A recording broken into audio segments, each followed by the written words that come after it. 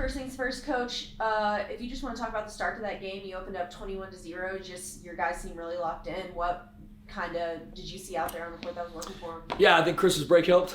They came back. They were excited to play. This is our third day back. And I thought we had some juice, we had a little energy, and was appreciative of the start we had. You go back and look at our McMurray and Hardin-Simmons games, we didn't get off to the best of start. So we talked a little bit about that, but I thought they had good energy, good juice. Those guys did a good job of being locked in.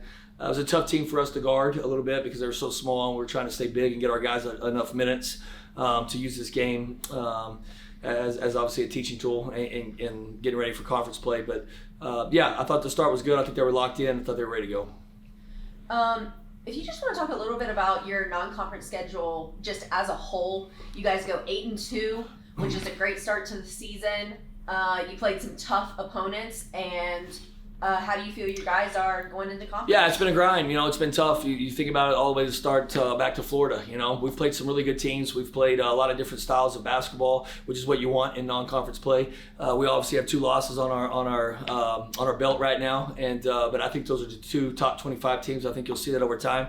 I think Tech's really good, and I think Arkansas is really, really good. I think both teams will prove that as the season plays out. I think we've been tested, and obviously we've had some time here in the month of December to be back home and get some practices in.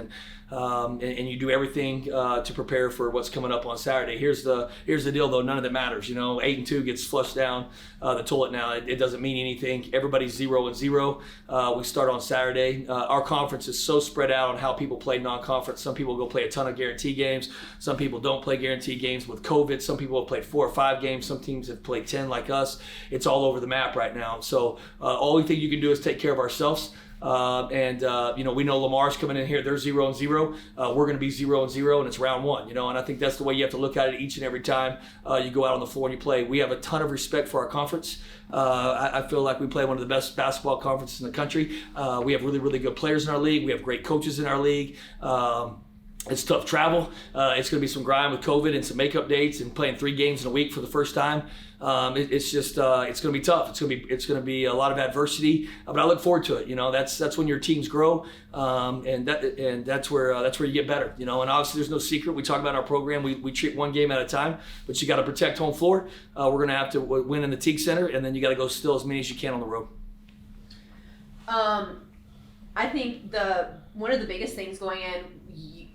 We are one of the few teams that have not had their schedule truly altered so far. We already have had a game that's going to be changed in conference play. How do you kind of get your guys in the right mindset to just focus on what's next and not really worry about the schedule changing? Yeah, I think you just have to do a good job of putting blinders on with all that and worry about your team. We got to worry about Abilene Christian. We can't worry about anybody else. And how the schedule plays out, we got to play the schedule. There's no secret to COVID. If there was a secret formula recipe, everybody be using it. Obviously, the vaccination, I think, hopefully will help in time, and the more people that can get that.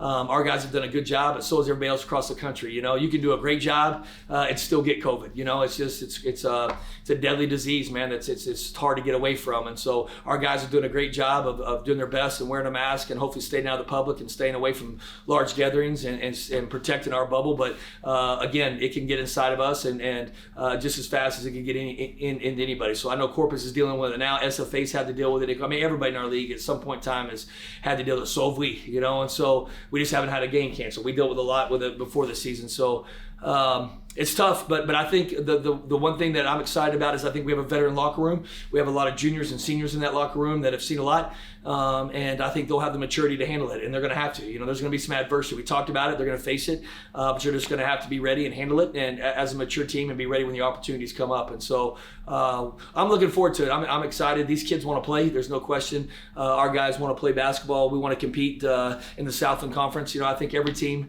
that made it to Katy last year still feels a little bit, that they didn't get to finish, it, and rightfully so. We made the right decision as a league to not play a conference tournament, but these guys want to get there, and so there's a lot of work that goes in that just to make it to Katy, and obviously that starts Saturday. But we're just going to worry about us, Cass. We're not going to worry about anything else. We're going to worry about us and just try to win the day. All right, thanks, Coach. Congrats on the win. Thanks, appreciate it.